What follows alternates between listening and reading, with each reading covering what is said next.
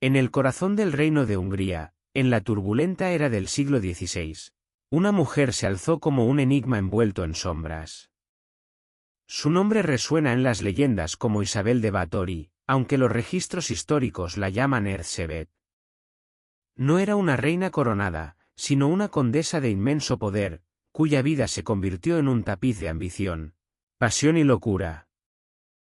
Esta no es solo su historia, sino un reflejo de las mujeres atrapadas en las redes del poder renacentista, donde el amor era tanto un refugio como una trampa mortal. Imagina un mundo donde el castillo de Achtice, con sus muros de piedra y salones iluminados por antorchas, era el centro de un dominio donde la vida y la muerte danzaban en un equilibrio precario. Aquí comienza el relato de Isabel, la reina que guardaba las cabezas cortadas de sus amantes en frascos, no por crueldad innata, sino como un eco de un alma rota por las exigencias de su tiempo. Corre el año 1575, y Hungría está marcada por las cicatrices de las guerras contra los otomanos. La peste negra ha retrocedido, pero la muerte acecha en cada esquina. La esperanza de vida apenas supera los 40 años. Isabel, de unos 15 años, despierta cada día en el castillo de Eckstedt, hija de una de las familias más poderosas de Transilvania. Su infancia no es común, educada en latín, música y los secretos de la alquimia, bajo la tutela de su tío, el rey Esteban Báthory de Polonia. Pero su destino cambia con un matrimonio arreglado. A los 15 años, es entregada a Ferenc Nadasdy, el Caballero Negro, un guerrero feroz más interesado en la guerra que en el amor. El castillo de Achtice, su nuevo hogar, se convierte en su prisión dorada. Las torres de Achtice se alzan como dedos acusadores contra el cielo gris de los Cárpatos, vigilando valles donde el eco de las batallas aún resuena. El castillo, construido en el siglo XIII, ha sido testigo de generaciones de nobles que han gobernado estas tierras con puño de hierro. Sus muros, de casi 2 metros de grosor, guardan secretos que van más allá de los que Isabel comenzará a crear. En las mazmorras, todavía se pueden escuchar los lamentos de prisioneros otomanos, y en los salones principales, los tapices bordados cuentan historias de victorias militares teñidas de sangre. Isabel no es una figura pasiva. Su belleza, cabello oscuro que cae como una cascada de seda hasta sus caderas, piel pálida que parece brillar bajo la luz de las velas, ojos verdes que parecen perforar el alma, y su inteligencia la hacen destacar en una corte llena de intrigas. Pero el matrimonio con Ferenc es un contrato político, no un romance. Él está ausente en campañas, dejándola a cargo de vastas propiedades que se extienden por miles de hectáreas, con más de 500 siervos bajo su mando y una corte repleta de nobles ambiciosos, sirvientes leales y rumores venenosos que circulan como una plaga silenciosa. En este vacío emocional y físico, Isabel encuentra consuelo en los brazos de hombres jóvenes, campesinos de músculos forjados por el trabajo en los campos y nobles de manos suaves que buscan favor en la corte. Cada uno la adora como a una diosa caída del Olimpo, y ella se deleita en su adoración. Pero su amor no es puro, es una obsesión que crece como una fiebre, alimentada por el miedo ancestral a envejecer y perder su poder en un mundo que valora a las mujeres solo por su juventud y fertilidad.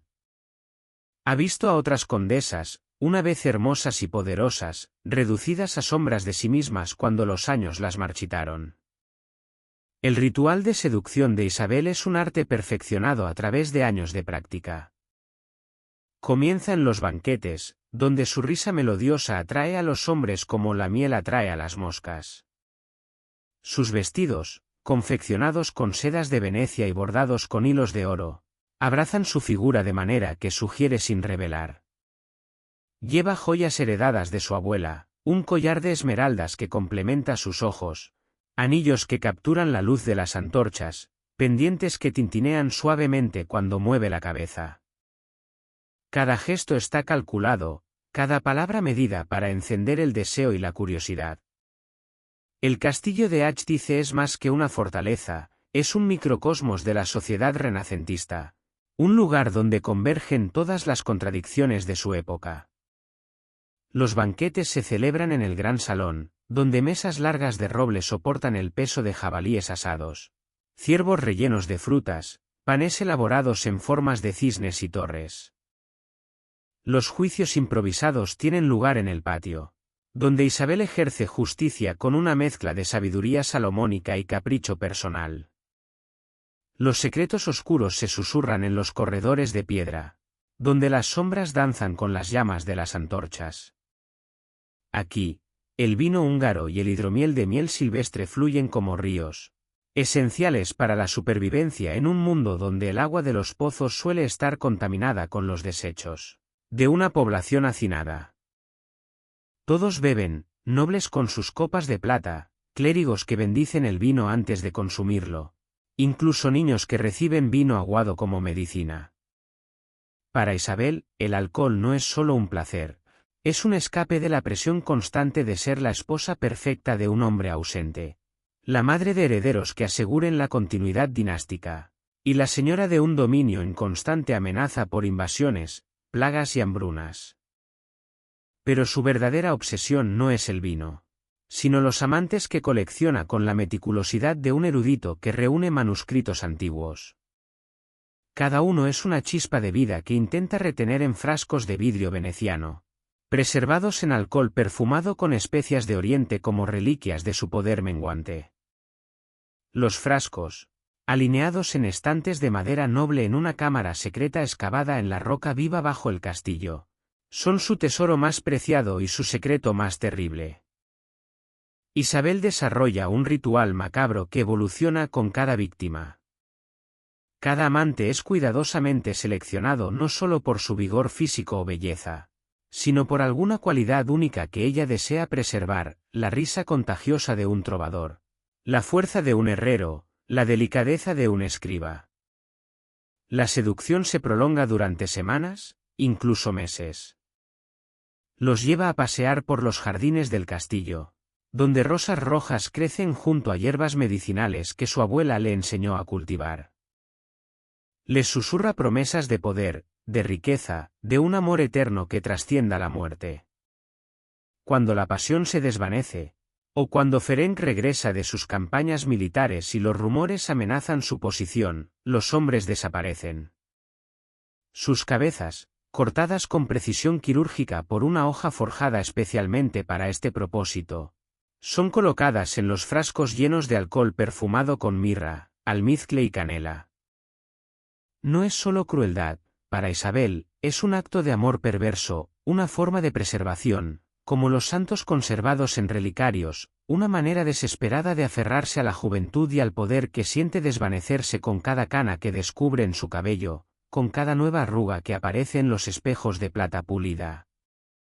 La corte de Achtice es un hervidero de tensiones que hierven bajo una superficie de cortesía forzada.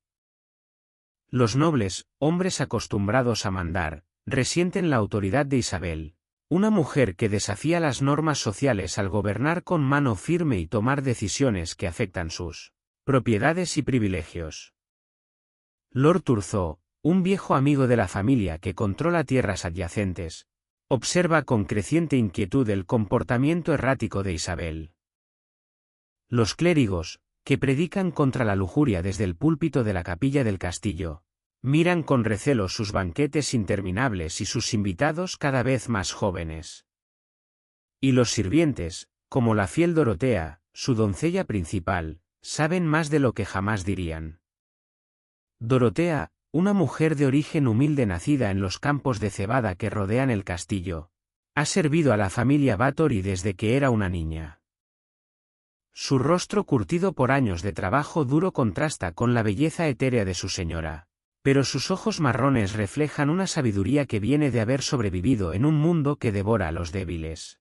Conoce cada uno de los secretos de Isabel, desde los más inocentes hasta los más terribles, pero su lealtad es inquebrantable. Ve en su señora no solo a una tirana caprichosa, sino a una mujer atrapada por las expectativas implacables de una sociedad que la castiga por su fuerza y la condena por su debilidad. Isabel se mueve por el castillo con lo que los sirvientes llaman en susurros, el paseo de la reina, una postura erguida que desafía la gravedad, una mano que se desliza suavemente por las paredes de piedra para mantener el equilibrio cuando el vino y el peso de sus secretos la marean, un reflejo físico de su lucha constante por mantenerse en control de un mundo que se tambalea a su alrededor. Cada mañana, antes de que el sol asome por las montañas, ayuda personalmente a Dorotea a preparar los salones para las veladas nocturnas, asegurándose de que cada detalle esté perfecto, los frascos de vino correctamente dispuestos, las flores frescas en los jarrones, los candelabros pulidos hasta que brillen como estrellas, y sobre todo, que los frascos de su colección permanezcan ocultos tras cortinas de terciopelo negro en su cámara secreta. La invisibilidad social que experimenta Isabel en ciertos círculos de la corte, nobles que la miran como un mueble más, útil pero no digno de consideración real, le permite convertirse en una espía involuntaria de su propia corte. Escucha secretos susurrados entre cortesanos ebrios, hacerse escandalosos entre nobles casados, traiciones políticas que podrían cambiar el equilibrio de poder, planes conspirativos para derrocarla y reclamar sus tierras. Isabel se convierte en un depósito viviente de confidencias peligrosas, aunque comprende que su posición privilegiada también la hace extraordinariamente vulnerable. Una palabra equivocada, un amante que hable demasiado en los burdeles de la ciudad, una carta interceptada, y su mundo cuidadosamente construido podría colapsar como un castillo de naipes bajo una tormenta de invierno. Por las noches, cuando los cortesanos se retiran a sus aposentos y las antorchas del gran salón se reducen a brasas moribundas, Isabel desciende por las escaleras de caracol que conducen a las profundidades del castillo. Aquí, en cámaras excavadas en la roca viva durante las cruzadas, se encuentra su santuario más secreto. Los frascos que guardan las cabezas de sus amantes son un secreto cuidadosamente protegido, pero su creación se ha convertido en un arte macabro que ella ha perfeccionado durante años de práctica obsesiva. Bajo la luz titilante de las antorchas que nunca se extinguen completamente, Isabel supervisa cada paso del proceso con una precisión que roza lo ritual sagrado. Las cámaras subterráneas, con sus muros de piedra que gotean humedad constante, han sido acondicionadas especialmente para su propósito, mesas de mármol traído de canteras lejanas, canales tallados para el drenaje de fluidos, recipientes de plata para recoger la sangre que más tarde mezclará con vinos especiales para ceremonias privadas. Los hombres llegan a estas cámaras por diferentes caminos. Algunos son atraídos por promesas de encuentros íntimos con la condesa, llevados a través de pasadizos secretos que conectan los aposentos principales con las profundidades. Otros, los más jóvenes y hermosos, son seducidos durante banquetes con vinos especialmente preparados con hierbas que los adormecen gradualmente. Isabel ha aprendido las dosis exactas, suficiente para nublar sus sentidos pero no tanto como para arruinar su belleza en los momentos finales. La decapitación es ejecutada por Gheorghi, un verdugo húngaro que llegó al castillo buscando refugio tras desertar del ejército de Ferenc. Su lealtad a Isabel va más allá del oro, ella salvó a su hermana menor de una acusación de brujería, comprando el silencio de los acusadores. Gheorghi maneja una espada especialmente forjada para este propósito, una hoja curvada de acero damasceno que corta con la precisión de un cirujano, asegurando que las cabezas mantengan su forma perfecta. El hombre había sido entrenado en las técnicas de ejecución otomanas durante su cautiverio, conocimientos que ahora aplica al servicio de obsesiones más íntimas. Cada cabeza se preserva según un protocolo riguroso que Isabel ha desarrollado tras años de experimentación. Primero, el drenaje completo de sangre mediante incisiones precisas en las arterias principales. Luego, un baño en una solución salina que había aprendido de alquimistas venecianos que visitaron la corte. Finalmente, la inmersión en alcohol destilado de la más alta calidad, a veces mezclado con aceites esenciales de rosas, lavanda o romero para disimular los olores que podrían delatarla. Isabel ha desarrollado un conocimiento casi científico sobre la preservación. Puede distinguir un frasco fresco, con su líquido cristalino y piel que mantiene su color natural, de uno que comienza a deteriorarse, el alcohol se vuelve turbio, la piel adquiere tonos verdosos, y aparece un aroma dulzón que ninguna hierba puede enmascarar completamente. Este conocimiento no es meramente académico, es una necesidad vital, porque un frasco mal preservado podría convertirse en evidencia de sus crímenes si las autoridades llegaran a inspeccionar el castillo. La colección, cuidadosamente catalogada en un registro escrito en código que solo ella comprende, se ha convertido en su obsesión más preciada. Cada frasco lleva una etiqueta de pergamino con el nombre del amante, la fecha de su preservación, y notas sobre sus cualidades especiales. Janos, el poeta, voz como miel y ojos de cielo de verano. Peter, el herrero, manos que podían domar el hierro y el corazón. András, el músico, dedos que hacían llorar al laúd. El castillo de Achtice opera bajo un delicado equilibrio entre múltiples autoridades que vigilan celosamente sus prerrogativas. La Iglesia Católica, representada por el padre Benedek, un franciscano de mediana edad con tendencia a la glotonería, predica públicamente contra la lujuria y el exceso mientras tolera privadamente los banquetes como una válvula de escape social necesaria en una región constantemente amenazada por la guerra y el hambre. Las autoridades civiles, encabezadas por el magistrado Karol Iturzo, primo lejano del poderoso Gheorghe Turzo, mantienen un control nominal sobre el comercio de alcohol y la conducta de los nobles menores. Turzo, un hombre pragmático de 50 años que ha sobrevivido a 3 regímenes políticos diferentes, recauda impuestos de los castillos como el de Isabel mientras hace la vista gorda ante ciertas irregularidades, sabiendo que estos enclaves nobiliarios ayudan a mantener el orden social al canalizar las tensiones de las comunidades rurales. Isabel ha perfeccionado el arte de navegar estas aguas políticas traicioneras.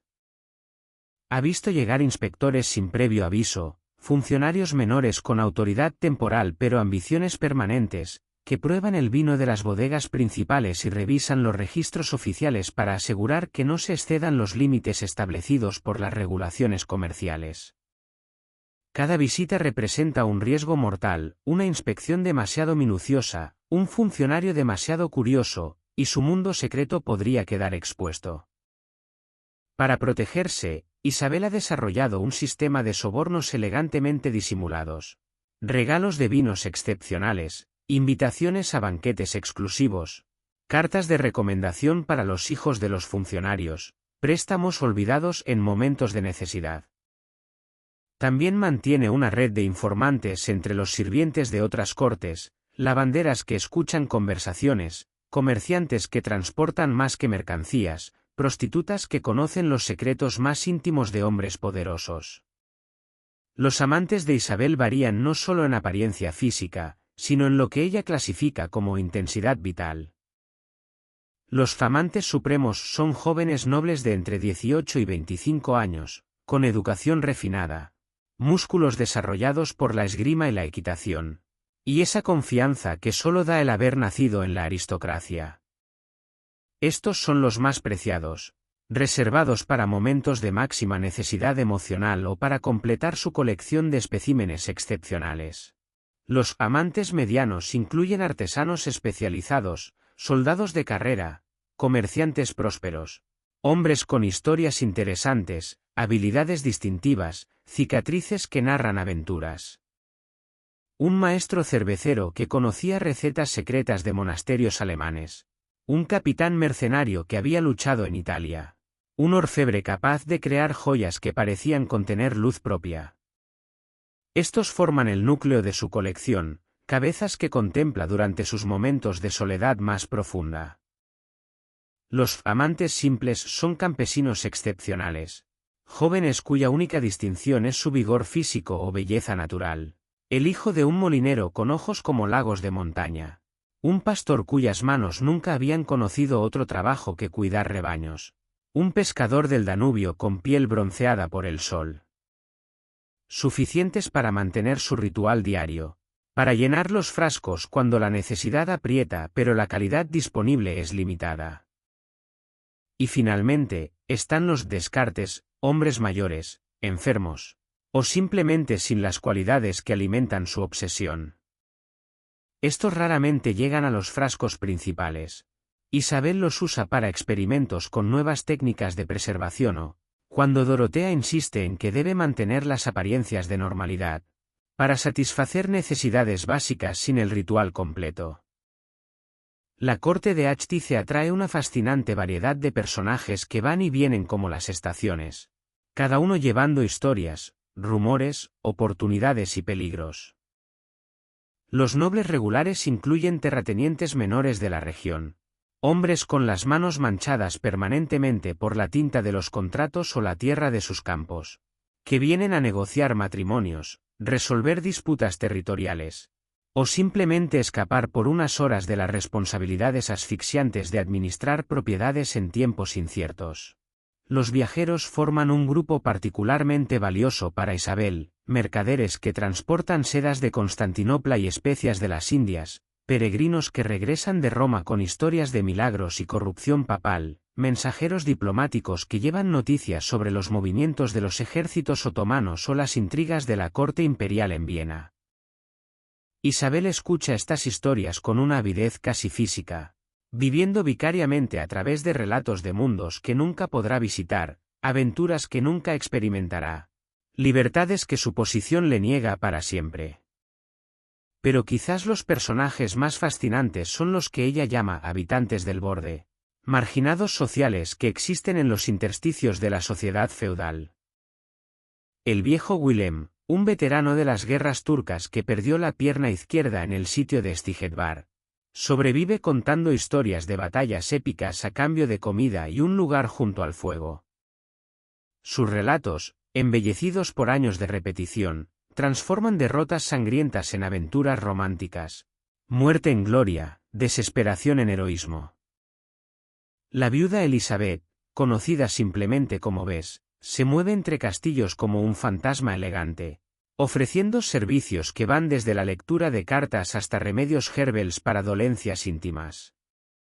Habla 6 idiomas, toca el laúd como un ángel, y conoce secretos de alcoba que podrían destruir matrimonios y alianzas. Su presencia añade un aire de misterio cosmopolita a la corte provincial de Isabel. Los últimos meses de 1610 traen consigo un invierno especialmente cruel a los Cárpatos. La nieve se acumula contra los muros del castillo de Achtice como una mortaja blanca, y el viento aúlla por los corredores con una voz que parece clamar por los muertos. La vida de Isabel se acerca a su fin inevitable, no por la espada del verdugo o el fuego de la hoguera, sino por una muerte más lenta y quizás más terrible, la desintegración gradual de un alma que ha consumido demasiado de sí misma. Su cuerpo, devastado por décadas de obsesión y los efectos acumulativos del alcohol de alta graduación que usa para preservar sus trofeos macabros, muestra signos inequívocos de colapso total. La piel, antaño alabastro perfecto que inspiraba poesía en los trovadores, se ha vuelto cerosa y amarillenta, estirándose sobre huesos cada vez más prominentes. Su respiración, irregular y laboriosa, suena como el fuelle roto de un herrero, interrumpida por ataques de tos que manchan sus pañuelos de seda con sangre espumosa. Los momentos de lucidez, oasis de claridad en un desierto de confusión, se vuelven cada vez más raros y preciosos. Dorotea, su fiel doncella que ha envejecido una década en los últimos 5 años, observa este deterioro con una tristeza que le pesa en el pecho como una losa de mármol. Sus propias manos, curtidas por el trabajo pero suaves por la devoción, tiemblan ligeramente cuando ayuda a Isabel a vestirse cada mañana, cuando peina el cabello que se cae a mechones, cuando limpia la saliva que escapa de labios que una vez susurraron promesas de amor eterno a hombres condenados. La corte de Achtice, antaño electrizada por la presencia magnética de Isabel, ahora la trata con esa distancia cuidadosa reservada para los moribundos que se niegan a morir con dignidad. Los nobles que una vez competían por su atención ahora desvían la mirada cuando ella entra tambaleándose al gran salón. Su paseo de reina convertido en un bamboleo patético que requiere el apoyo constante de los muros de piedra. Ya no esperan sus palabras ingeniosas, ya no solicitan su consejo sobre asuntos de la corte, ya no la incluyen en sus círculos de conversación íntima. Isabel se ha convertido en un espectro viviente, un recordatorio ambulante de la mortalidad que todos prefieren ignorar. Camina por su propio castillo como una extraña, visitando habitaciones que una vez controlaba con autoridad absoluta, observando conversaciones de las que está eternamente excluida. Los sirvientes la atienden con eficiencia mecánica pero sin el respeto y afecto genuinos que una vez inspiraba.